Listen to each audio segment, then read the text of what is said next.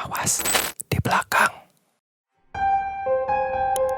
Subscribe channel ini sebagai bentuk dukungan dan supaya kalian gak pernah ketinggalan cerita-cerita seram lainnya. Subscribe itu gratis, jadi pencet tombolnya sekarang.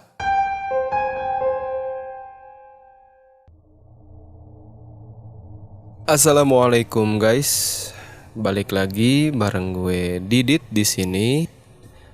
Buat lulu pada yang baru bergabung, langsung aja subscribe channel ini karena subscribe itu gratis katanya gitu. Langsung aja subscribe. Dan buat lu yang punya cerita bisa kirim ke email kirimceritahoror@gmail.com atau bisa langsung DM ke IG gue di @ai_vermandi.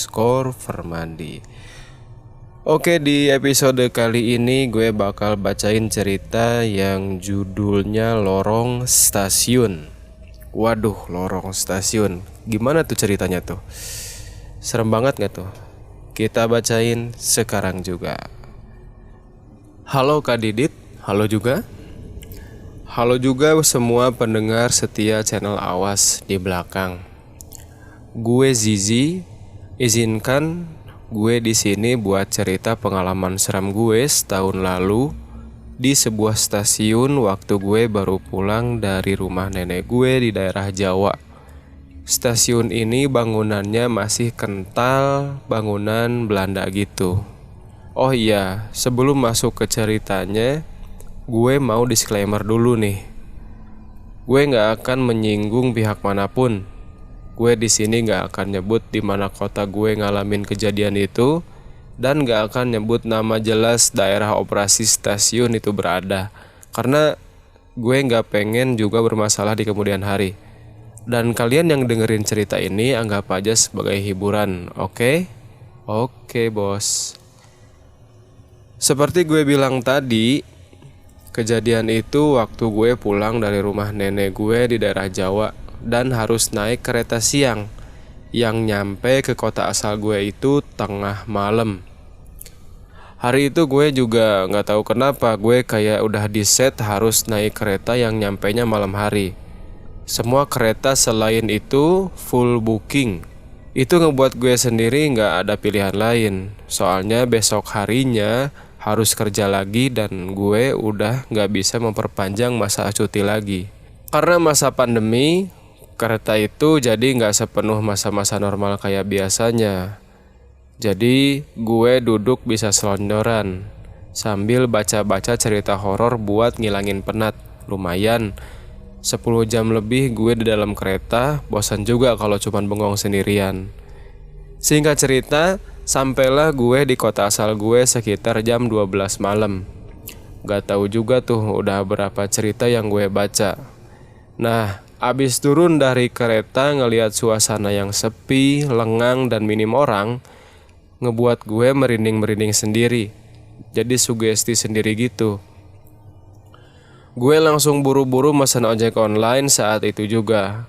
Tapi sayangnya jaringan di HP gue tuh lemot banget. Jadi daripada nunggu lama, gue inisiatif lah buat nyari sinyal di luar stasiun. Biar cepet juga, mesen, dapet, langsung pulang. Stasiun malam itu emang kondisinya sepi banget. Sampai-sampai orang-orang yang lalu lalang tuh bisa gue hitung pakai jari. Sampai di lorong stasiun waktu gue jalan, di depan gue lihat ada petugas stasiun yang berdiri ngadep ke dinding sambil tangannya itu ditaruh di pundaknya dia. Posisinya tuh kayak siswa bandel yang lagi di-strap sama gurunya gitu gimana. Sampai gak sadar, jalan gue yang tadinya cepet dan rusuh akibat kesugesti sama cerita horor yang gue baca, tiba-tiba ngelambat. Gue perhatiin terus itu petugas. Posisinya tuh aneh banget sih. Ngapain juga dia pakai berdiri segala ngadep dinding sambil sesekali kepalanya itu dongak ke atas.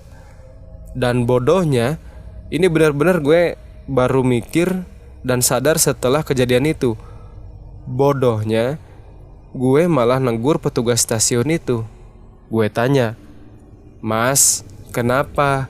Pas si petugas itu dongakin kepalanya kan. Nah, Dan setelah gue tanya begitu, kepalanya itu turun pelan banget.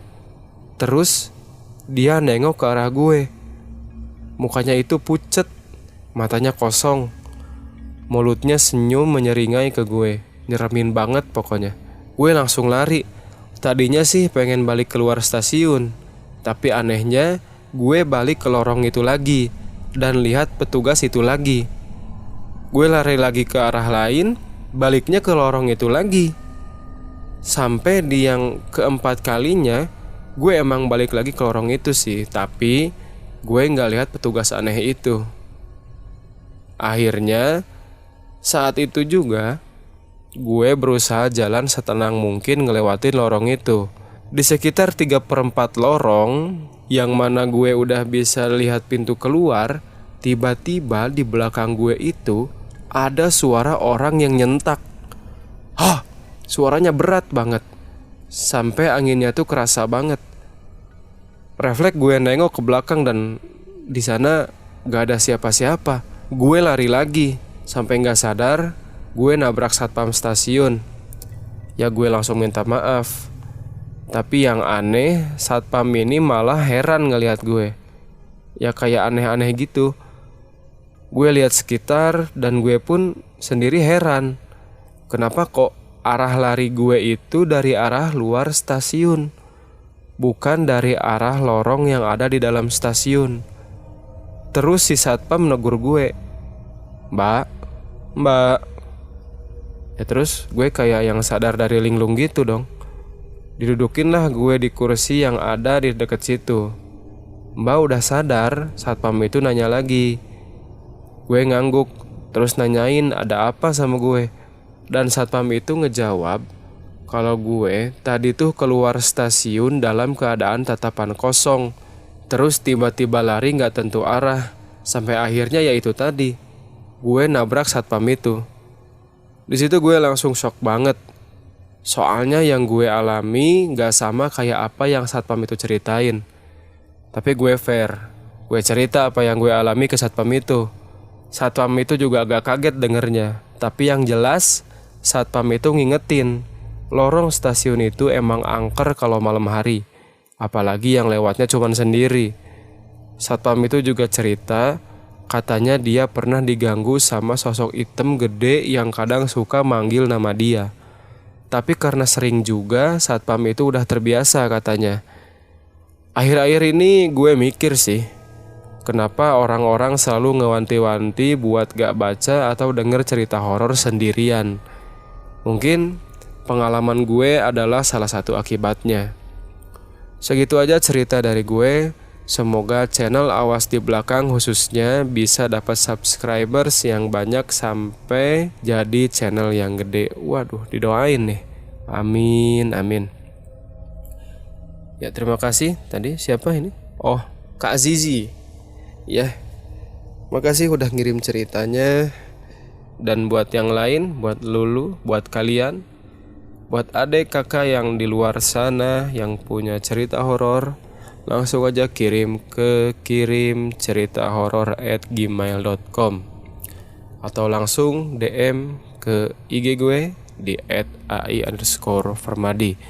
Dan buat kalian yang suka sama konten-konten kayak gini, jangan sungkan buat komen dan jangan sungkan juga buat klik tombol like-nya. Dan kalau nggak suka, klik aja tombol dislike-nya. Kita fair, oke? Sampai ketemu di episode selanjutnya. Assalamualaikum warahmatullahi wabarakatuh. Awas.